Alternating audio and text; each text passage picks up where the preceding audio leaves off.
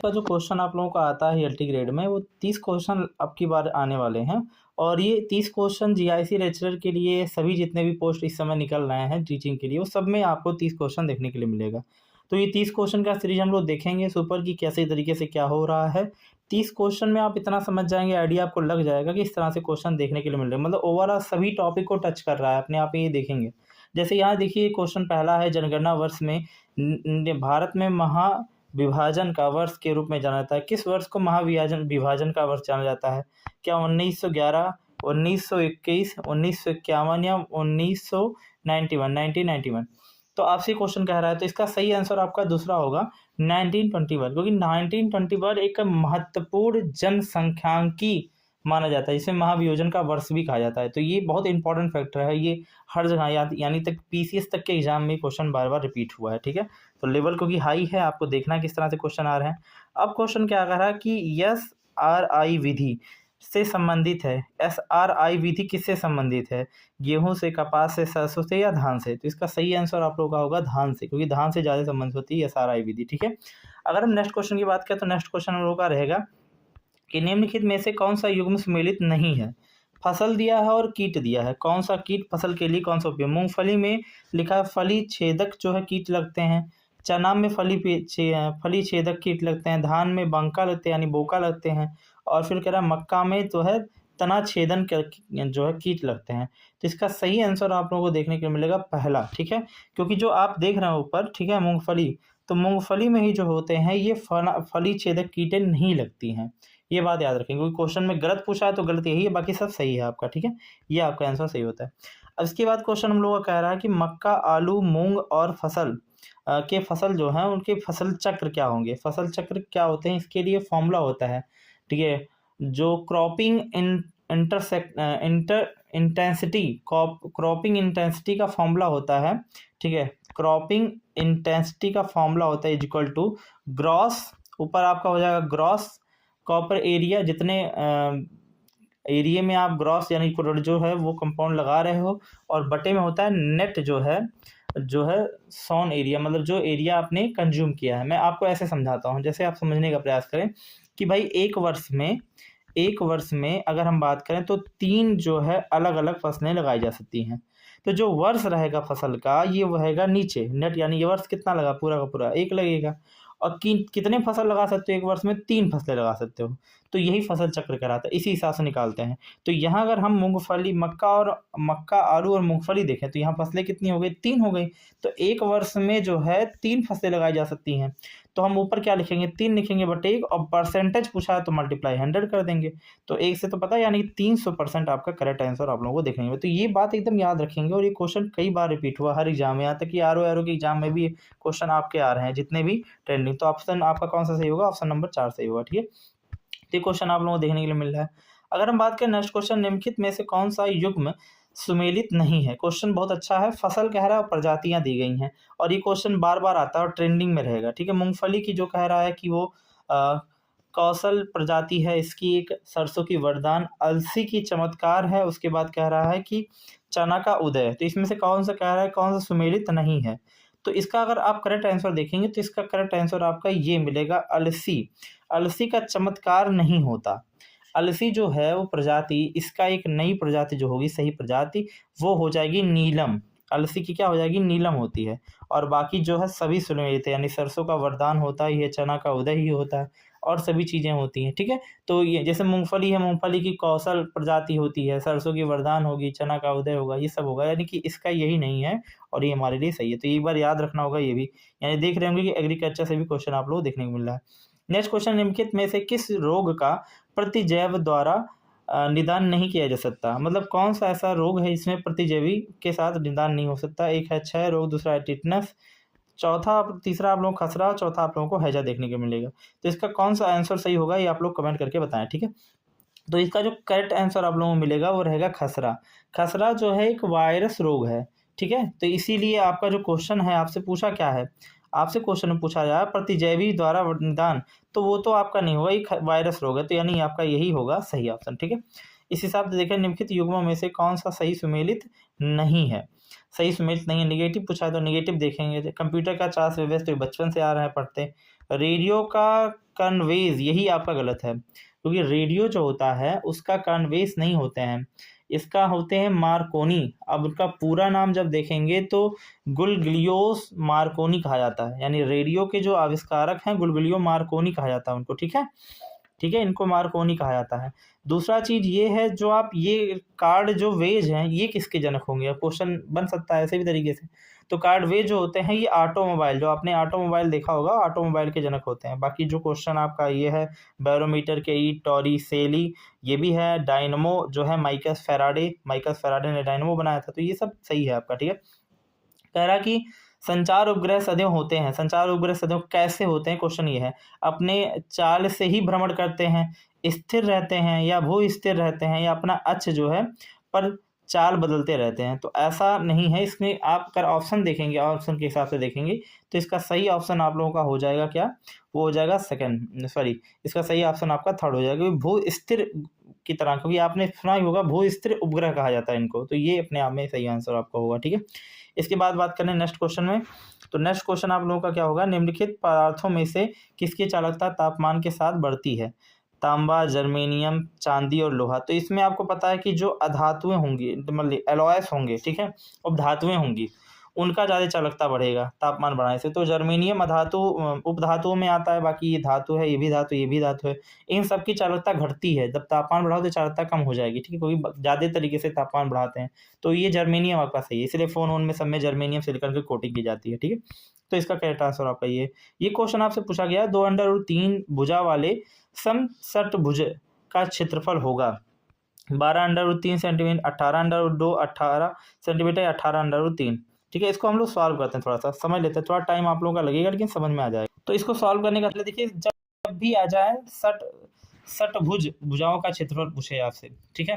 अब षटभुज भुजे तो यानी कि इसे रेक्टेंगुलर हेक्सागोन पूछा है, तो जब रेक्टेंगुलर हेक्सागोन पूछ रहा है उसका एरिया का फॉर्मूला होता है 3√3 बाई में 2s², एस फॉर साइड, एक साइड दिया हुआ है, अब साइड में यहाँ रखना है वैल्यू, तो क्या लिखेंगे 3√3 हो जाएगा बाई 2, साइड लिखा है, साइड मतलब 2√3 का स्क्वायर कर देंगे। जब 2√3 को सॉल्व करेंगे और इसकी वैल्यू को, तो यहाँ 3√3 है बाई 2 है, मल्टीप्लाई इसका हो जाएगा 4, और क्योंकि 2 का स्क्वायर 4 हो जाएगा, ये अंडर रूट कैंसिल हो जाएगा, यानी बचेगा 3, यानी 4 3 जा 12, और 12 का मल्टीप्लाई 3 में करेंगे तो मुझे लगता है 18 आ जाएगा। तो और बाकी जो रहेगा नीचे वाले डी से उसको ऊपर वाले को कट भी करेंगे, तो कट करने के बाद टोटल निकल के आएगा 18√2, ठीक है। तो ये ऑप्शन आपका बी जो है वो करेक्ट आंसर होगा, ठीक है, 18√2, ठीक है। मुझे तो आई होप समझ में आया, क्योंकि फॉर्मूला अगर याद रहेगा तो आप कर लोगे। ये क्वेश्चन कह रहा है कि इसका मान बताएं क्या होगा, 3/8 होगा या 19/8। अब इसको सॉल्व करने का भी तरीका सीख लीजिए, कैसे तरीके से सॉल्व करना है। तो पहले जैसा आपको क्वेश्चन दिया गया ये, इसको ही आप थोड़ा सा देखिए, इसी से उठाइए, फिर इससे उठाकर इसको प्रूफ करने की कोशिश कीजिए। जैसे लिखा है 2x + 2/x = 3 लिखा हुआ है।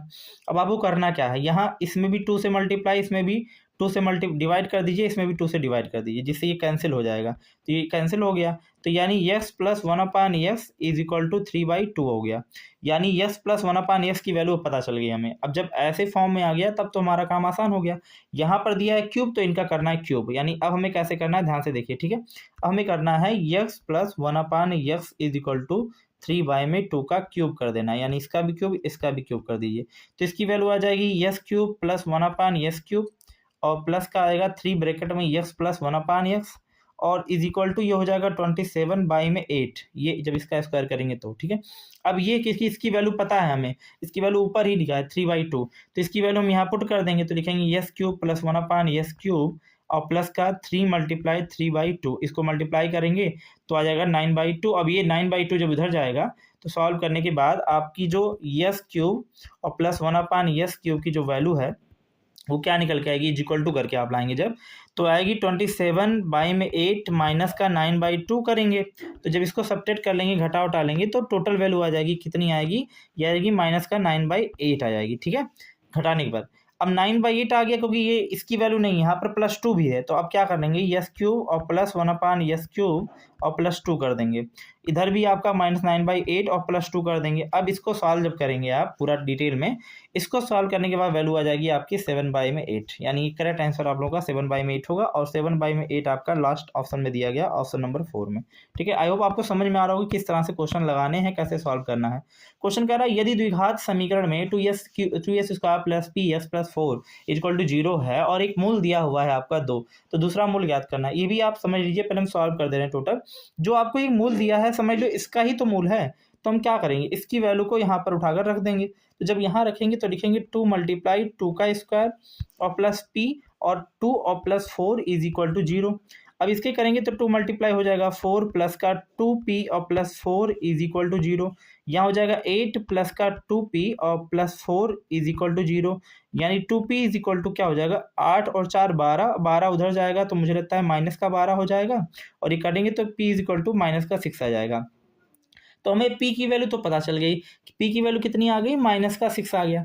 जब p की वैल्यू हमारी -6 आ गई है, यानी p की वैल्यू -6 आ गया, तो हमें ये चीज़ यहाँ रखेंगे तो इक्वेशन बन जाएगा। देखिएगा 2s² और प्लस, अब देखिए माइनस हो जाएगा -6x और +4 = 0। ये आपका क्वाड्रेटिक इक्वेशन है, द्विघात समीकरण बन गया। अब इस द्विघात समीकरण में हमें मूल पता करना है, तो हमें एक मूल का फॉर्मूला है α × β = c/a होता है। एक मूल पता है हमें, वो दिया गया है 2, तो यहाँ 2 लिखेंगे मल्टीप्लाई, दूसरा मूल यानी बीटा में पता करना है। सी की वैल्यू क्या होगी आपको पता है 4/2, क्योंकि ए ये होगा, ये बी होगा और ये सी हो जाएगा। तो ए की वैल्यू 2 हो गई, बी की वैल्यू -6 हो गई, सी की वैल्यू 4 हो गई।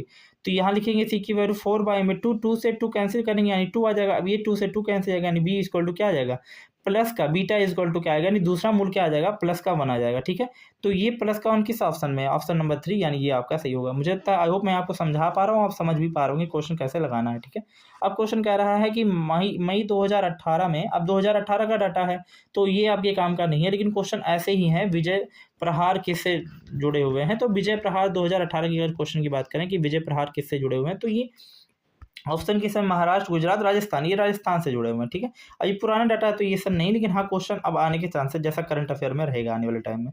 लिखा है राष्ट्रमंडल खेल 2018 में बैडमिंटन का महिला एकल खिताब किसको मिला था। अब ये क्वेश्चन भी करंट से रहा होगा, उस समय के करंट में रहा होगा, तो ये इसका सही आंसर जो आप लोगों का होता है तो साइना नेहवाल, क्योंकि साइना नेहवाल ने ही किसको हराया था, पीवी सिंधु को हरा दिया था 2018 में ये चीज, तो ये चीज़ वहाँ से है। ठीक है, तो वो चीज़ें हैं। ठीक है, इसके बाद क्वेश्चन आप लोगों का है कि विश्व प्रेस स्वतंत्र सूचांक 2018 में भारत का स्थान। देखिए उस समय में स्थान कुछ और रहा, अब तो स्थान बदल जाएगा, 2025 चल रहा है, 2025 में जो इसका स्थान है वो 151वां स्थान है। ठीक है, अब 2025 में इतना है तो 2018 में क्या रहा होगा, 2018 में 135वां स्थान रहा था, यानी पहला ऑप्शन इसका करेक्ट रहा होगा। ठीक है, अब इस तरह से बात करें, निम्नलिखित में से किस ग्रंथ में कहा जाता है कि वे संस्कृत भाषा शुद्ध नहीं बोलते, उन्हें जो है मलेच्छ कहा जाता है, मलेच्छ कहा जाता है। ये भी अच्छा क्वेश्चन है अपने आप में, और ये इसका सही आंसर होगा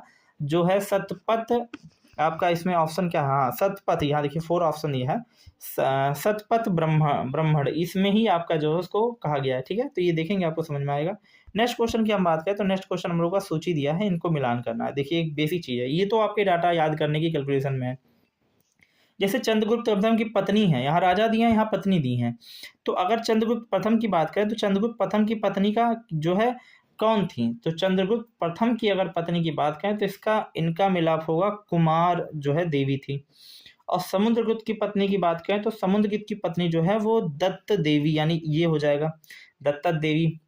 और चंद्रगुप्त द्वितीय की जो पत्नी थी उनके नाम था कुबेर नागा, ये बार देख लेते हैं, कुबेर नागा, हाँ कुबेर नागा इनकी हो जाएंगी। उसके बाद क्या है कि कुमार गुप्त प्रथम की ये अनंता देवी होंगी। अब ये डी का चौथा और एक दिमाग मिलाइए कि ए का तीसरा हो रहा है और डी का चौथा, देखते हैं ए का तीसरा और डी का चौथा, ए का तीसरा यहाँ भी है, यहाँ भी है, डी का चौथा यहाँ भी है, यानी ये ऑप्शन आपको सही है। अब देखिए नीचे भी कहीं तो नहीं है, नीचे नहीं है, तो ये मुझे लगता है इकलौता यही ऑप्शन थर्ड जो है वो करेक्ट होगा, और ये मुझे लगता है सीक्वेंस देख के आपको समझ गए होंगे। ठीक है, नेक्स्ट क्वेश्चन कह रहा है कि अर्थशास्त्र पुस्तक में संबंधित निम्नलिखित में से कौन सा कथन सही है। यह भारतीय राज शासन के संबंध में उपलब्ध प्राचीन उत्कृष्ट रचना है, ये बात एकदम करेक्ट है। लिखा ये पुस्तक मौर्य साम्राज्य और शासन के उल्लेख में नहीं मिलती। अरे भाई मिलती थी, ये गलत हो गया। तो मुझे लगता है केवल एक ही सही है, यानी पहला ऑप्शन आप लोगों का सही होता है। ठीक है, अब इसके बाद क्वेश्चन नंबर 19 की बात करें तो 19 नंबर क्वेश्चन क्या रहेगा, मैंने नंबरिंग नहीं किया, आप थोड़ा एडजस्ट कर सकते हैं। निम्नलिखित में से किसे दिल्ली के विश्व में उत्कृष्ट शहरों में से एक के रूप में जाना जाता है? तो इसका सही आंसर होगा इब्न बतूता। इब्न बतूता जो है, जब ये आया था तो इसने अपनी यात्रा वृत्त में रिहला लिखा था, आपने देखेंगे तो वहां से ये चीजें हैं, थोड़ा सा एक बार अच्छे से देखेंगे। मुझे लगता है कि आपको दिल्ली सल्तनत भी पढ़ना होगा अच्छे तरीके से, दिल्ली सल्तनत से क्वेश्चन बार बार आते हैं, तो उसको आप देखेंगे तो समझ में आएगा। निम्नलिखित में से स्थानीय स्वायत्त शासन का जनक किसे माना जाता है? लॉर्ड रिपन को, लॉर्ड लिटन को, या और भी चीजें जो हैं, ठीक है, लॉर्ड कर्जन को, या लॉर्ड डलहौजी? इसमें से कौन सा ऑप्शन आप लोगों का होगा? तो लॉर्ड रिपन जो है इसको ही माना जाता है। ठीक है, ये आप लोग याद रखेंगे।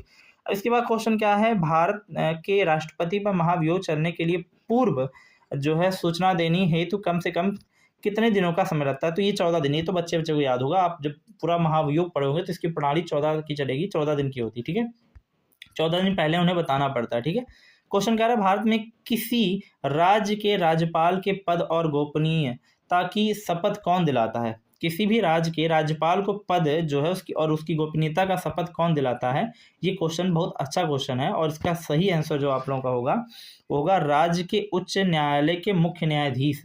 ठीक है, ये याद रखेंगे, राज्य के मुख्य न्यायालय के जो है उच्च न्यायाधीश ही जो है राज्यपाल को शपथ जो है प्रदान करते हैं। ठीक है, और उनकी गोपनीयता के बारे में। इसके बाद लिखा है हमारे संविधान के किस भाग में पंचायती राज के 3 सोपानों का व्याख्यान विवेचना है? और ये देखिए, ये सब टॉपिक तो बदलने वाले नहीं है, क्योंकि ये टॉपिक कितना भी वही रहेगा।